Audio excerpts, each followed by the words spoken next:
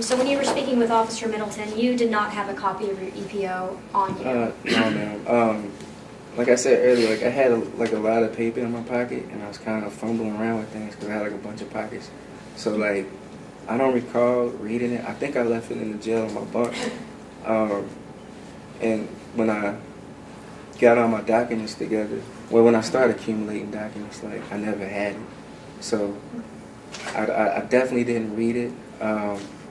I'm pretty sure I left it at the jail, but I can't be 100% certain because that part was just a blur. Like I was just trying to Sure, okay. get back on track. So when Officer Middleton was speaking with you, you heard his testimony today, he did tell you that there was an EPO and that you weren't supposed to go to the house. Do you recall that? I recall certain elements, but like I said, like the way I'm looking at it, I'm talking to like a normal guy that doesn't know me. I can't see what he's looking at. I don't know. But he told you what he was looking at, and what he was telling you is there's no contact EPO. He explained to me certain things, but he also said he didn't know the specifics. I didn't either, and he kept referring for me to call the sheriff's office. So I don't have no immediate remedies. I don't know what this stuff immediately says. I don't know what it entails, and honestly, like the reason why I went downtown and even filed a petition was to get my music back. Like, and I it's understand not something. That. So when you were downtown and you were filing your petition, you stated in your testimony that that was at one point that you did actually see her petition when you were downtown. Is that correct? Well, when you say her petition, that means you got the full order. Is that correct? That's. Let me explain that part. Okay. Okay. When I'm reading her petition, I'm reading it for the first time. Okay. Okay. So again, I'm reacting. So I'm looking at this and I'm like, oh, that's a lot. I'm looking at that. I'm like, that ain't happen like that. So I'm just looking at what it is. I'm using what she wrote as a reference to the actual truth. So I'm like, okay, what did she say? What did she leave out? Now, she omitted a lot of things. So I was like, well, how do I prove these omissions? So when I read it, I realized like she left some things out. I realized she made like a few false statements. And my goal was to, when I fill out my petition, is to kind of highlight the omissions that she made and to try to bring about like all the false statements that she made. That was my goal. Okay. And but I do understand that, Mr. Clark, but what I'm asking you specifically and understand is, this. Can you please answer my question real yes, quick?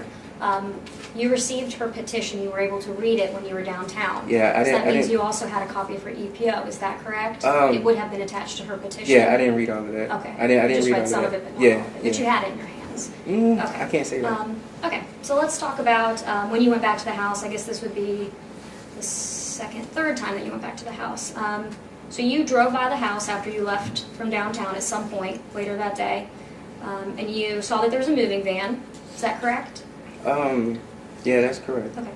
And so understandably you were worried my stuff's probably gone, and I understand that. I was worried because somebody just stole $300 from me, so and there's I'm concerned. Valuable belongings in the home. Yeah. So you looked in the moving van. You got out of your car, you looked in the moving van, but there wasn't any of your property in the moving van. That's Luckily, correct. Right. Correct. So then after that, that's when you decided to go inside the home to check to see if the stuff was still there. Yeah, I mean, I looked around. It was obvious they weren't moving it. Okay. You know, but good. The thing but is, when you looked around the house, did you also see Angel and her yeah, family over there? I saw Angel and her mother. And then that's when you said, quote, that you had tunnel vision.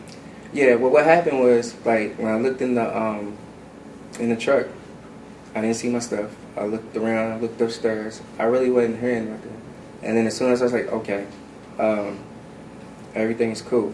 All right, so now I'm interacting with the people talking to me. So, like, the family's talking to me. Understandably, you know, they have false facts. The way angels say things happen, that's not how it happened. I understand. That's obviously why we're hearing your testimony today, Mr. So Black. I wasn't the aggressor at all. So what I said more specifically, I looked at Angel and I said, yo, like, I said, like, you lied, you know, like, you lied on me. And so you were inside the house looking at Angel, you saw Angel, and you continued to so I was just like, her. so I said, you up here, like, packing up like a thief in the night. And I'm like, I ain't even, like, do nothing to you. So more specifically, you know, I said, like, wicked fleeth and no man pursueth, but the righteous roareth like a lion. It's my favorite Bible verse. I ain't do you wrong. I ain't do you bad. I didn't do the things you said I did. But here you are, packing up a moving van, packing up furniture that I just bought and paid for. I didn't make no big deal about me paying for the furniture. I let her family think that she did. I let her have it. The moving van, apparently, I come to find out I paid for when she stole my $300. Because what happens is when you lie, you have to keep lying. And when you tell the truth, you can just tell the truth. So when you lie to your family and they're concerned, they want you out of this situation. They tell you to get a moving van. Get out of there, girl. He's wrong. Okay, so let's move And on that's from what the happens moving when you van a lie. little bit, Mr. Clark. Get caught in So them. you engaged with Angel and her family. You ended up leaving the house, and then you picked up your friend Kenzie, who lived nearby. Kizzy, yeah. Kizzy, excuse me. Yeah. And matter of fact, that's the reason why I wasn't like trying to be too confrontational, because I knew I had to go get Kizzy, and like I was just in and out. It was just a quick like, oh, what the. Oh, and I'm in there, you know, and I'm just interacting with people that, talking to me. Angel, yeah, so like, yeah, sure. so I'm walking out, and it's like, I'm an energy person. Mm-hmm. So it's like the whole time I'm walking out, it was just godly. It was like some old Joshua, like, you know, even though the grains are saying against me, the enemies are many, Mm-hmm. I'm few. God got me. So I'm walking out, and I'm just looking at everybody like trying to do stuff to me, and I'm just looking at their energies. You know, my energy's more of a green. Theirs was just like, it was just wicked energy, like demonic energy, period. So like, you know, I leave, and I get in my truck, and her niece run out, like, I guess she called herself trying to fight me. I'm like, man, get out of here. Mr. Clark, I'm just So- going to kind of redirect you a little bit. So you stated you went to go get your friend Kizzy. Is Yes. that correct? Okay. And then at that point, you picked her up from work, and at that point, that's when you drove past the home for the what would be the third time, and then Yeah, that's when but you were that arrested. time, yeah, I wasn't like, my whole function to begin with was just to go get Kizzy. I mean, I have a specific route that I do. I know this world the way I know it. I interact with this world the way I interact with it. My experiences, you know, they kind of mold and shape what I do tomorrow. Mhm. So the easiest way for me to get to outer loop was the way I knew. Okay. So it didn't have nothing to do with me going to the house. It just had to do with me just going to get my friend, you know, and like, that was it. You know, it's just, and then Kizzy walks home sometimes. That's a long walk. Mhm. So I'm like kind of tracing back, you know, where she could have walked, where she might have, because I hadn't talked to her like in a few hours because I got sidetracked, and I got sidetracked bad.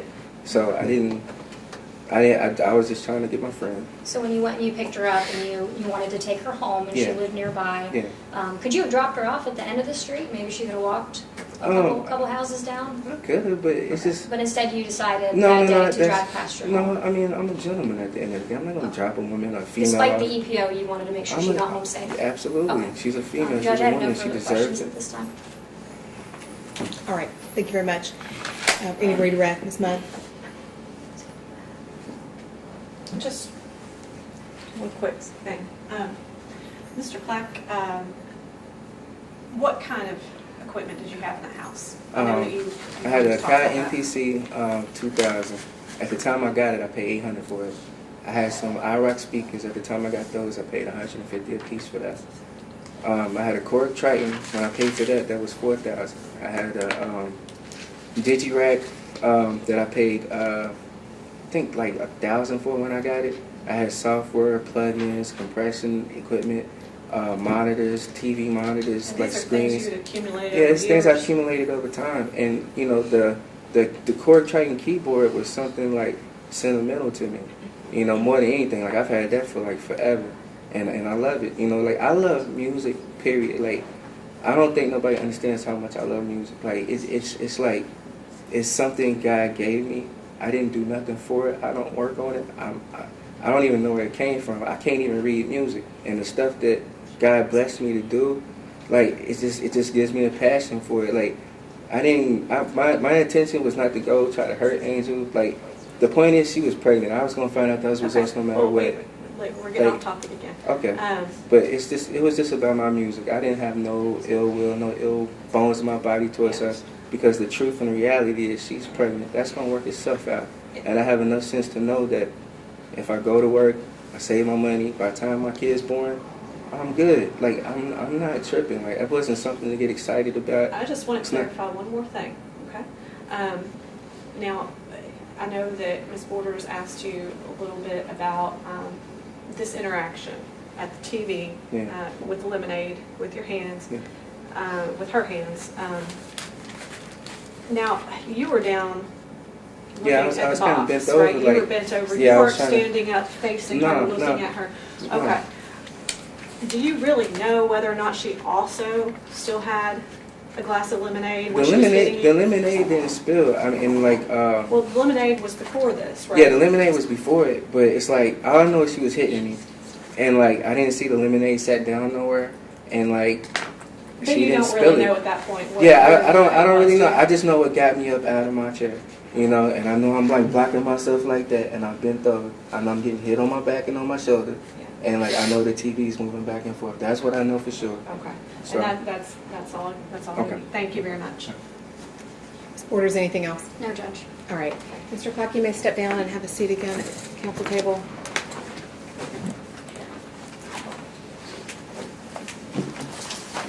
Thank you.